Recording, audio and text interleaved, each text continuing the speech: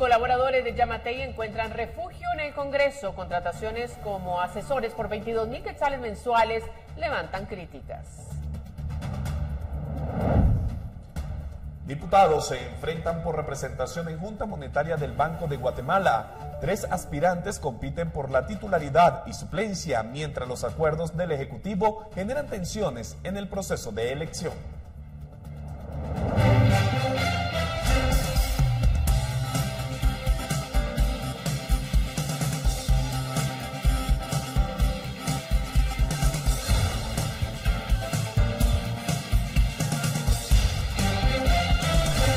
Sean todos bienvenidos a la emisión estelar de Noticiero Guatevisión de este miércoles. Gracias por la sintonía de Guatevisión. María Luisa, ¿qué tal? Buenas noches. Buenas noches para ti, Alberto, para todos ustedes. Estupendo que ya estén con nosotros porque tenemos mucha información para compartirle. Y si les parece bien, vamos a ella de inmediato. Luego de dejar sus cargos en el anterior gobierno, varios hombres de confianza del expresidente Alejandro Yamatei encontraron en el Congreso el mejor resguardo y algunos de ellos ahora son asesores. En la siguiente nota le contamos quiénes son. La bancada Vamos en el Congreso de la República se convirtió en el principal sitio de resguardo para los exfuncionarios de confianza de Alejandro Yamatei tras dejar sus cargos luego del 14 de enero. Con contratos de 22.000 quetzales cada uno, muchos de los exfuncionarios de la gestión de Yamatei ahora son asesores de la bancada, pero pagados con fondos del Congreso, ya que cada bloque tiene derecho a contratar a cierta cantidad de asesores. Entre ellos hay exministros, exviceministros y exsecretarios. Uno de los hombres más cercanos de Yamatei y quien se encargaba de cuidar su imagen ante la opinión pública era el exsecretario de Comunicación Social de la Presidencia, Kevin López Oliva. En las planillas del Congreso figura como asesor del bloque Vamos con un contrato por 22.000 quetzales mensuales. A López Oliva se le suma Hugo Monroy, quien fue ministro de Salud en el inicio del gobierno de Yamatei y quien fue criticado por el manejo de la pandemia por COVID-19. Luego se le nombró como encargado de la construcción de hospitales y ahora asesora al bloque Vamos por 22.000 quetzales al mes. Al listado se suman otros exfuncionarios de Yamatei, como el caso del exprocurador general de la Nación, Welmer Ubener Gómez González, también el exministro de Ambiente, Gerson Barrios Garrido, el exviceministro del MAGA, César Benicio Arriaga Morales, sumado a Edwin Adonai Cajas Maldonado, quien fungió como director de la Dirección de Coordinación Regional y Extensión Rural del MAGA. Adicional a ellos también fueron contratados como asesores el exsecretario de Coordinación Ejecutiva de la Presidencia, Álvaro Leonel Díaz Velázquez, y la exsecretaria general de la Presidencia, María Consuelo Ramírez. El listado de asesores se completa con otros 3 perfiles que no figuran entre los listados de exfuncionarios de Yamatei, pero a diferencia del resto, sus salarios no son iguales, ya que fueron contratados por 18.000 quetzales. Se trató de contactar al diputado Alan Rodríguez, jefe del bloque Vamos, para tener una postura por las contrataciones. Sin embargo, hasta el cierre de esta nota no hubo respuesta. Para Noticiero Guatevisión, Henry Montenegro. Y el presidente de la República, Bernardo Arévalo, se reunió en Quiché con las autoridades indígenas de la región Ixil y tuvo una reunión privada con algunos alcaldes del departamento. Luego, en conferencia de prensa, aseguró que conformaron agendas de trabajo. El presidente Bernardo Arévalo llegó en primer lugar a Nevaj, Quiché, en donde se reunió con las autoridades indígenas de la región. Posteriormente se dirigió a Santa Cruz del Quiché para reunirse con los alcaldes del departamento. La reunión fue privada, como las que realizaba Alejandro Yamatei, sin que se permitiera el acceso a la prensa. El mandatario aseguró en conferencia de prensa que coordinará con los alcaldes. De 21 jefes ediles, 12 fueron electos por el partido Vamos en Quiché. No todo el mundo está de acuerdo con que yo sea el presidente, hay una minoría, todos los corruptos seguro y luego algunas otras personas, y sin embargo eso no cuestiona el hecho de que yo sea la persona que debe encabezar el gobierno. De la misma manera, independientemente de con qué partido fueron electos, los señores tienen un mandato y el mandato del gobierno de la República es trabajar con todos los alcaldes. Los alcaldes le plantearon al presidente los problemas que existen en sus municipios.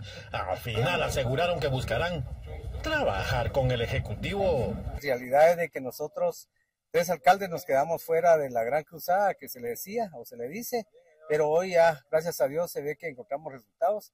Ya solo esperamos que nos incluyan. Un tema de política, de señalar o mencionar el color de bandera, pues creo que no es momento, ¿verdad? Yo sé que momento de trabajar de la mano juntamente con el presidente. Y para Noticiero Guatevisión reportó Héctor Cordero.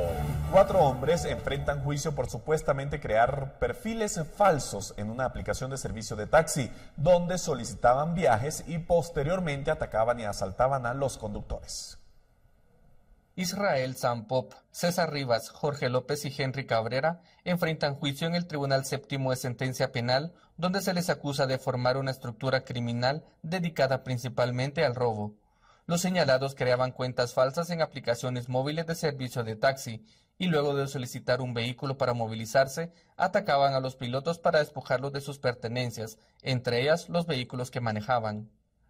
Uno de los testigos acudió ante el tribunal para brindar su declaración. Ahí llegó un amigo mío que quería vender ese carro que se lo había comprado una doctora, me dijo, y me enseñó el Kia. Ahí lo tuve yo para la venta. Llegó un señor que se llama, le pido Cabrera, ahí me lo acaban de mencionar.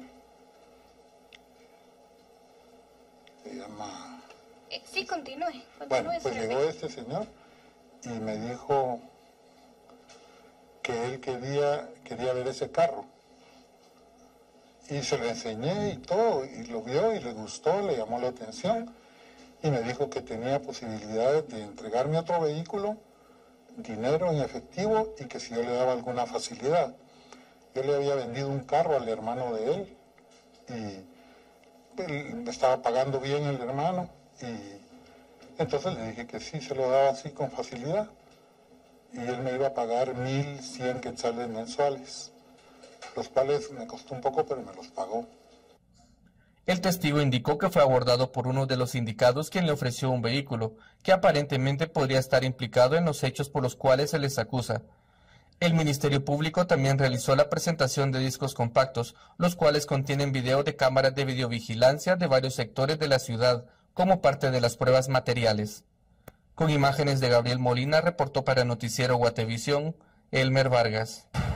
Aquí tenemos más información. Hasta la semana epidemiológica 10, que corresponde de enero al 9 de marzo del presente año, se han registrado en el país un total de 9.256 casos de esta enfermedad, 6 por Zika y 9 por chikungunya. Del total de casos, el 81%, que equivale a 6.202 menores de 15 años, con especial énfasis en el rango de 5 a 9 años. Se ha identificado la circulación simultánea de los 4 serotipos del virus del dengue en el país. Y la deuda millonaria de arrastre que dejó el gobierno de Alejandro Yamatei tiene hospitales a escala nacional enfrentando una crisis y a otros tomando medidas de contención para evitar el desabastecimiento. Este es el caso del Hospital Roosevelt. El abastecimiento de medicamentos en el Hospital Roosevelt se encuentra en un 90% según el director del centro asistencial. Sin embargo, el faltante se debe al alto precio de algunos, escasez en otros y la deuda pendiente por pagar a proveedores. El hospital fue entregado con una deuda de arrastre por parte del gobierno anterior que supera los 233 millones de quetzales. El porcentaje se afecta en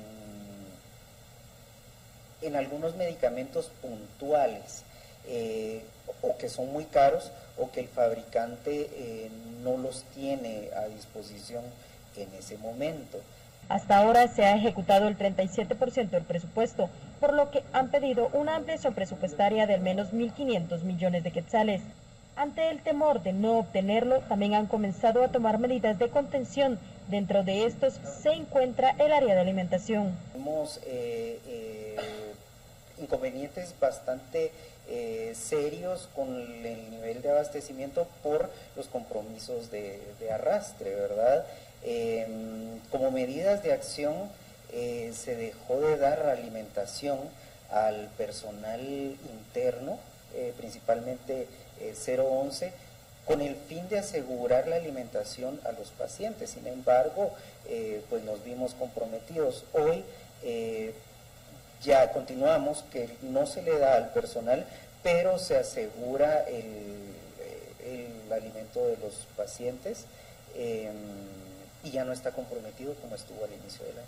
Estamos en la parte del ahorro, precisamente por lo que platicábamos anteriormente, que el presupuesto asignado a esta unidad ejecutora ya se ejecutó el 37%, entonces es como un método de ahorro para asegurar, porque no sabemos si nos van a hacer el traslado de la ampliación presupuestaria solicitada. Entonces, por eso no podemos comprometer en este momento. Con imágenes de Michelle Velázquez, reportó Andrea Domínguez. Llegó el momento de dar paso al programa Razón de Estado. Así es, nosotros vamos a separarnos por un momento, pero después vamos a regresar con más información. Así es que quédese en la señal de Guatevisión.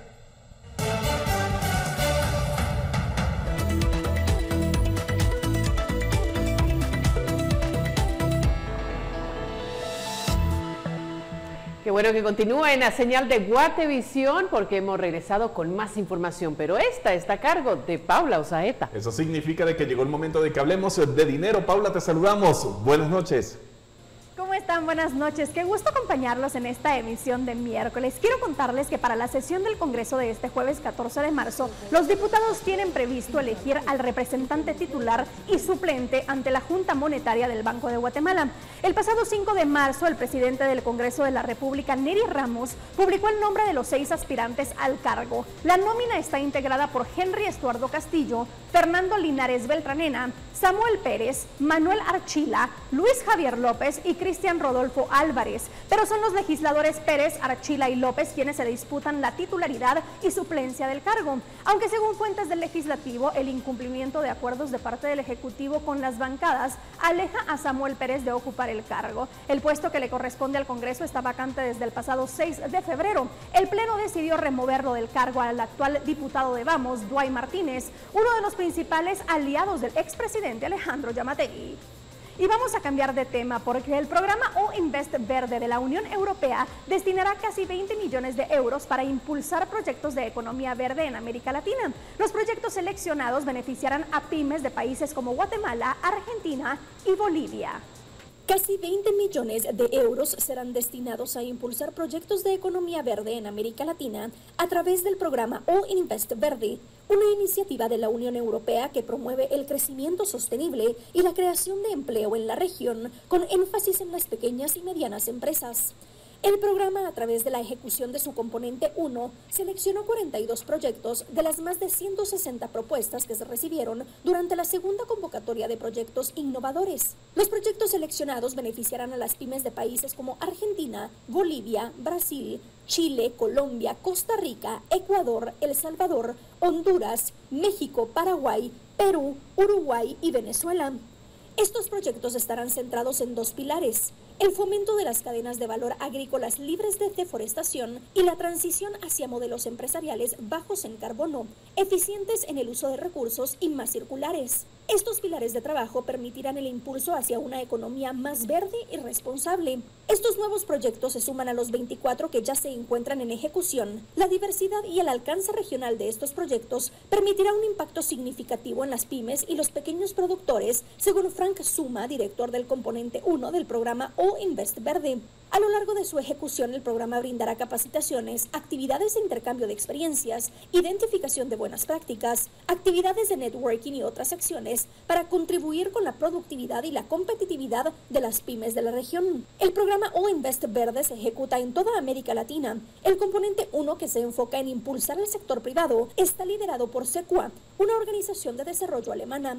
Según Amador Carballido, director general de Agexport, las pymes son el motor de crecimiento de la región. Por lo tanto, este programa es foco para la generación de empleo y el desarrollo sostenible de las exportaciones entre la región latinoamericana y la europea, con miras hacia la transición a una economía cada vez más circular. Y si usted llega a un nuevo trabajo, hoy le daré recomendaciones de lo que debe contestar a las preguntas sobre su trabajo previo. La forma en la que responde a preguntas sobre su trabajo anterior en la entrevista puede hacer la diferencia. Por ejemplo, no digan me pagaban muy poco y no querían aumentar mi salario. Mejor diga, soy una persona que aprende rápido y estoy en búsqueda de un entorno con una clara vía de progresión y crecimiento. Si su ex jefe ejercía micromanagement, en lugar de mencionar mencionarlo, puede decir: he escuchado cosas excelentes sobre el estilo de liderazgo aquí y me encantaría tener la oportunidad de pertenecer a un equipo que empodere a sus empleados. Al dar respuestas positivas y enfocadas en sus fortalezas, destacará como un profesional proactivo y centrado en el crecimiento. Espero que esto les sirva. Nos vemos mañana con más. Buenas noches.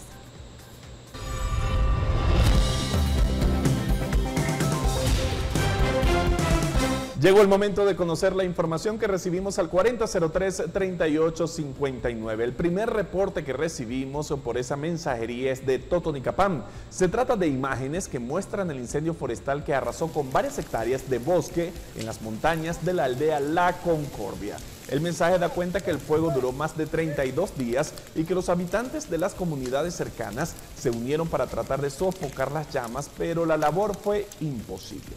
Uno de los factores que favoreció la propagación de las llamas fueron los fuertes vientos que cada día azotaban la referida montaña.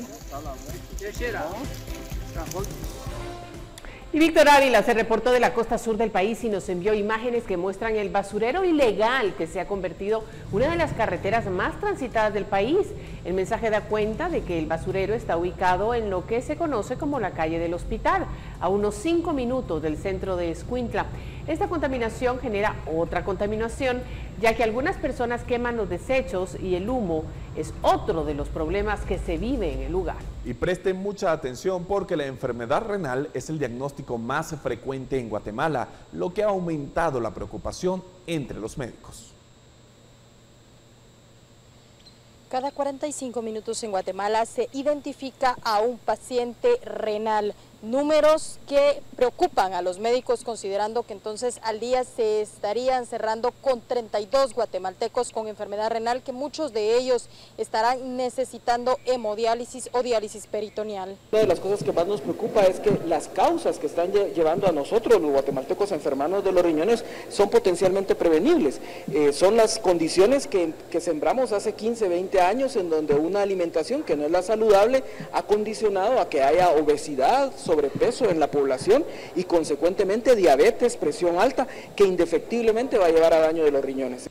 Año con año, la cantidad de personas que son diagnosticadas con una enfermedad renal incrementa. Se estima que en Guatemala más de 1 millón de personas tienen problemas y aún no han sido identificados. Actualmente en el sistema únicamente se contabilizan al menos 11,000 guatemaltecos que están recibiendo tratamiento. Esto se debe no solo por la falta de acceso a tener dicho tratamiento o diagnóstico, sino también porque la gran mayoría de ellos son de escasos recursos y preocupa, pues la mayor cantidad de pacientes se registra en al menos 5 departamentos, encabezado por Guatemala y el resto que se encuentran en la costa sur. Estadísticas a nivel de Latinoamérica hablan de que más o menos el 10% de la población puede tener algún grado de deterioro en la función de los riñones.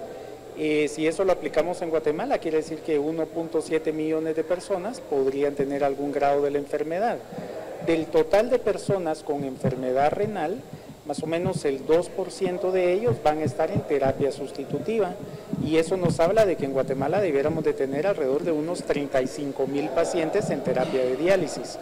Actualmente, si sumamos el Seguro Social y el Ministerio de Salud Pública a través de una ERC, más o menos tenemos cerca de 11,000 pacientes en terapia sustitutiva. Una característica importante del paciente que acude a una ERC es que lamentablemente el paciente que se inscribe es aquel que logra llegar a la capital. O sea, muchos pacientes del interior del país son diagnosticados, pero muchos de ellos no tienen el recurso para acercarse a la capital. Por lo tanto, la situación del enfermo renal con necesidad de terapia sustitutiva, yo consideraría que es un problema bastante serio, porque no hemos logrado dar la cobertura que el paciente requiere. En Guatemala anualmente se realizan en promedio 160 trasplantes de riñón, pero médicos estiman que con la reciente ley aprobada para la donación de órganos, la esperanza para más pacientes se incremente. Que nos permite que el paciente que se trasplanta va a tener medicamento de por vida. Actualmente no lo tienen, actualmente son 2 años los que puede tener acceso el paciente y después le toca pagar los medicamentos y eso es, la verdad que es bastante complicado. Cada 14 de marzo en Guatemala se conmemora el Día del Riñón. Ante ello, los especialistas de los diferentes hospitales, pero también de UNAERC, hacen un llamado principalmente a que se evite el consumo de bebidas con azúcares procesados, también la alimentación con mucha sal e incluso que se pueda tener acceso a hacer ejercicio 20 minutos al día y consumir abundante agua para evitar que la orina llegue a un punto en el que salga también o muy amarillenta o incluso con espuma, ya que estos suelen ser parte de los niveles de alarma que puede estar experimentando una persona que tiene enfermedad renal. Con imágenes de Michelle Velázquez, reportó Andrea Domínguez.